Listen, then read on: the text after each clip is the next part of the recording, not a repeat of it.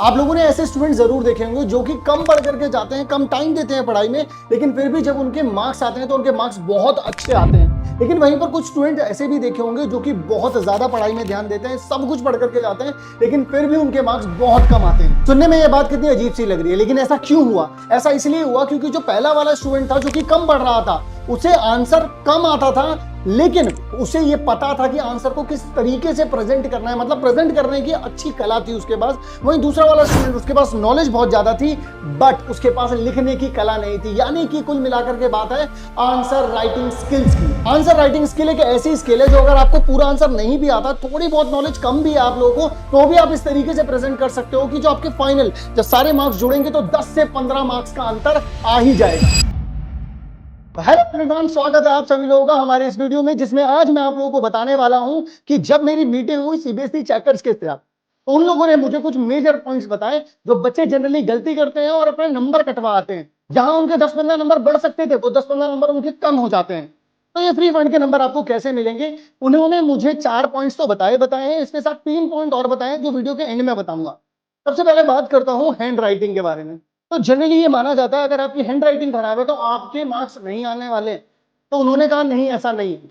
Hand writing खराब हो पर इतनी भी खराब ना हो कि बिल्कुल पढ़ी ही ना जा रही।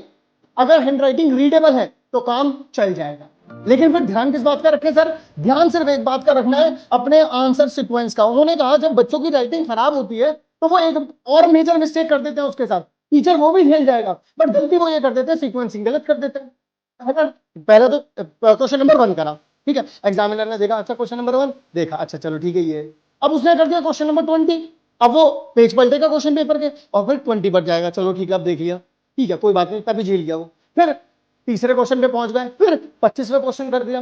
तो अगर सीक्वेंसिंग अगर आप लोग ऐसे करोगे 1 2 3, तो ये चेक करना इजी है एज कंपेयर टू पहला 20वां 22वां, फिर उसके बाद 8 15, ऐसे अगर करोगे तो उनको दिक्कत होती है। तो इसीलिए एग्जामिनर, क्योंकि एग्जामिनर आपको जानता नहीं है, आपका इंप्रेशन वही पड़ेगा जो आंसर शीट में होगा।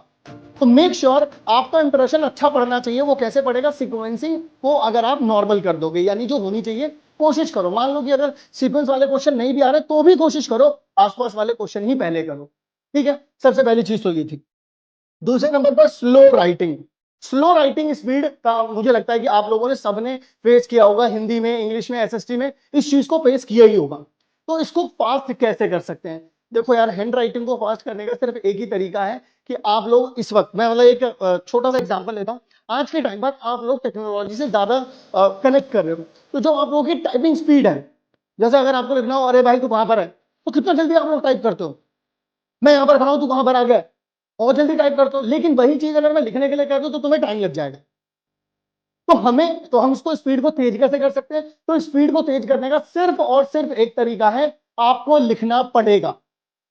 लेकिन सर जब मैं एग्जाम देने के लिए जाऊंगा तो फिर क्या मैं लिखते क्या मैं पहले लिखूंगा, 2 दिन पहले लिखूंगा तो मेरी स्पीड तेज रहेगी? उसके लिए हम एक वार्म अप टेक्निक अपनाते हैं।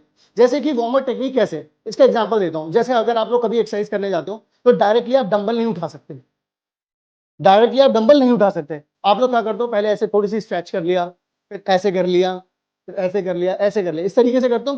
तो अगर आपको हैंड से लिखना है, हाथ से ही तो लिखोगे पेपर में, पैर से तो लिखोगे नहीं। जब हाथ से लिखोगे तो आप क्या करो, जब कहीं भी पेपर देने जा रहे हो तो राइटिंग स्पीड के लिए, बिल्कुल वार्म अप करने के लिए, पेन लिया पेपर लिया, इस तरीके से कोई भी रैंडम पैटर्न बना सकते हो। You can write random patterns, या फिर जो दिमाग में आ रहा है वो सब लिख दो। जैसे दिमाग में आ रहा है आई, यू, दे, कुछ भी दिमाग में आ रहा है, यू कैन राइट इट। इससे क्या हो जाएगा, जब कभी भी आप एग्जाम देने जा रहे होगे, आपका एग्जाम होने वाला है, पेन पेपर आपके पास, अगर आपने इस तरीके से वार्म अप एक्टिविटी कर ली तो आपको, आपके हाथ को आदत हो चुकी है कुछ ना कुछ लिखने की। अब जब पेपर आएगा तो ये आपकी मदद करेगा। और वैसे भी अगर हैंड राइटिंग तेज करनी है तो फिर भाई साहब लिखना ही पड़ेगा, और कोई सोल्यूशन नहीं है। आई होप आपको समझ में आ रहा होगा।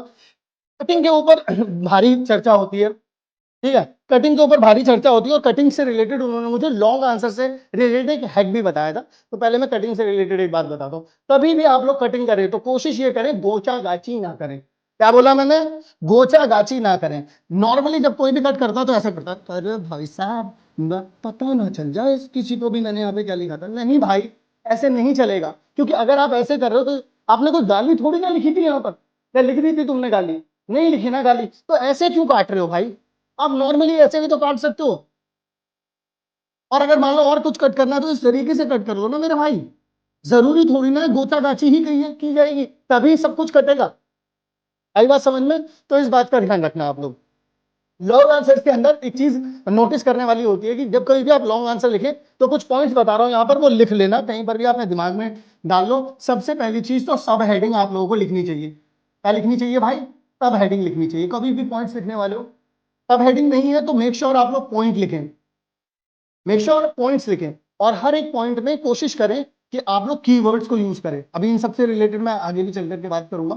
कीवर्ड्स को आप लोग यूज करें, ठीक है। तीसरे नंबर पर आप लोग अंडरलाइन भी करें। अंडरलाइन क्या करना है सर? ये जो कीवर्ड्स आपने लिखे हैं ना उनको अंडरलाइन करो। आप खुद सोचो, अगर मैं आपके पास कोई 5 नंबर का आंसर लेकर के आता हूँ, 5 नंबर का क्वेश्चन उसका सोल्यूशन लेकर के आया, उसमें मैंने आपने क्या देखा यार 5 पॉइंट लिखे हुए हैं, मतलब क्लियर पता चल रहा है इसके अंदर 5 बातें इसने बताई हैं, अलग अलग पॉइंट्स में लिखा हुआ है। और उन अलग अलग पॉइंट्स में भी जो की पॉइंट्स है हाईलाइटेड है उसे इसने पेंसिल से अंडरलाइन कर रखा है। आप बताओ आप नंबर दोगे या नहीं दोगे? बिल्कुल दोगे। तो ऐसे ही एग्जामिनर वाले भी, ये जो चेकिंग करने वाले होते हैं वो भी मार्क्स देते हैं।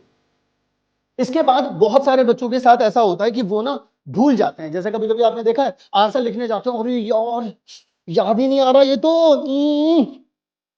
ऐसी दिक्कत होती है। तो सबसे पहले जाओ रिकॉल द चैप्टर। जैसे मान लो लेट सपोज लाइफ प्रोसेस का है, तो लाइफ प्रोसेस में आप लोग क्या करोगे? सबसे पहले जाए गए साइंस, लाइफ प्रोसेस, ठीक है। फिर इसके बाद इसमें 4 पार्ट होते हैं, न्यूट्रिशन, एक्सक्रीशन, इस तरीके के 4 पार्ट्स होंगे। उसमें से जिस किसी भी पार्ट से रिलेटेड है उस पार्ट्स में पहुंचे। फिर उसके बाद जिससे रिलेटेड है उससे रिलेटेड पैराग्राफ याद किया, अच्छा ये लिखा हुआ था। अब वहां से आंसर को लिखना स्टार्ट। डायरेक्टली क्वेश्चन के ऊपर नहीं जाना है, मतलब डायरेक्टली यहां पर नहीं जाना है कि मेरे पास क्या लिखा होना चाहिए। दोबारा बोल रहा हूं, recall from the starting point, chapter का नाम, टॉपिक के नाम, फिर उसके बाद उस टॉपिक पर जाना है जहां पर आंसर पूछा गया है। आप हमेशा याद कर पाएंगे, इस बात की मैं आप लोगों को गारंटी दे रहा हूं, ठीक है। अब इसके बाद मैं आप लोगों को 3 प्रेजेंटेशन टिप दे रहा हूं, जिनके बारे में थोड़ा थोड़ा तो मैं अभी बीच में बता चुका हूं, लेकिन अब स्पेसिफिकली बता रहा हूं क्योंकि उन्होंने मुझे कहा था ये बात जरूर बताना बच्चों को। सबसे पहली चीज, कीवर्ड अंडरलाइन। जिस तरीके से यहां पर अंडरलाइन किए गए हैं इन कीवर्ड्स को, इस तरीके से मेक श्योर आप लोग अंडरलाइन करें अपने कीवर्ड्स को। इसके साथ साथ आप लोगों के पास जो अगली बात है वो ये है कि डोंट यूज शॉर्टकट फॉर्म। तब जब हम लोग अभी आजकल के टाइम पर व्हाट्सएप इतना ज्यादा यूज कर रहे हैं, इंस्टाग्राम इतना ज्यादा यूज कर रहे हैं, स्नैपचैट इतना ज्यादा यूज कर रहे हैं, तो शॉर्ट फॉर्म लिखने की आदत हो चुकी है। इस आदत को कम करें। एटलीस्ट आंसर लिखते वक्त हमें शॉर्ट फॉर्म को यूज ना करें। मैं जानता हूं सबकॉन्शियसली हो जाता है कभी कभी, तो ये ना हो इसी वजह से मैंने यहां पर इस पॉइंट को लिखा। इसके बाद जरूरी पॉइंट है आप लोगों के पास, कटिंग बाय पेंसिल। कभी भी अगर आप कट कर रहे हैं तो जैसे ब्लू पेन से लिखा हो तो जैसे यहां पे कट पेंसिल पेन से कर दिया, आप इसे कट करें पेंसिल से। और फिर जो भी लिखना है उसको सही से लिखें। अगर बीच में कोई चीज छूट जाती है तो यहां पर एरो डाल करके आप उसको लिख सकते हैं। क्लियर हो गई कहानी? ओके। इसके बाद आता है न्यूमेरिकल हैक। न्यूमेरिकल हैक में सबसे पहली चीज तो आप लोगों को ध्यान ध्यान क्या रखनी है, आपको बॉक्स बनाना है। और बॉक्स भी किससे बनाना है भाई? पेंसिल से बनाना है। सर इस बॉक्स में लिखना क्या है? इस बॉक्स में कभी भी जब कभी भी फॉर्मूला लिख रहे हो वो लिखो, जब कभी भी थ्योरम लिख रहे हो वो लिखो, ठीक है। फिर बॉक्स में क्या लिखना है? जो फाइनल वाला आंसर आएगा आप लोगों का, जो आंसर आएगा उसे भी बॉक्स में लिखो। इससे क्या होता है, सारी चीजें अलग अलग दिखाई देती हैं, और जब चीजें अलग अलग दिख रही होती हैं चेक करना आसान होता है। चेकर भाई तुम्हें एक्स्ट्रा के 1-2 नंबर और दे देगा। सबसे जरूरी चीज डिफरेंस है। जब कभी भी आप लोग डिफरेंस वाले क्वेश्चंस करो तो आप इस तरीके की टेबल बना करके करो, और कोशिश करो हर पॉइंट के सामने उसका बिल्कुल डायरेक्टली अपोजिट वाला पॉइंट हो। जैसे यहां पे लिखा है, this sector companies of enterprises and places of work which are registered by the government. यहां पे क्या है? Registered by the government. और यहां पर क्या लिखा है? This sector companies of small and scattered units which are largely outside the control of government. मतलब ये under the control, under the government है, ये out out out of control है गवर्नमेंट के, तो डायरेक्टली अपोजिट है। तो इस तरीके से आप लोगों को कोशिश करनी है जब कभी भी आप लोग डिफरेंस वाले पॉइंट्स को लिखेंगे। तो आई होप आप लोगों को ये वीडियो बहुत काम की लगी होगी। सो बच्चों, चैनल को सब्सक्राइब कर लेना अगर आप लोगों को ये वीडियो काम की लगी है, क्योंकि इसी तरीके की वीडियोस मैं आप लोगों के लिए और लेकर के आने वाला हूं। तो मिलता हूं आप सभी लोगों से नेक्स्ट काम की वीडियो में। तब तक के लिए आप सभी लोग अपना ध्यान रखें।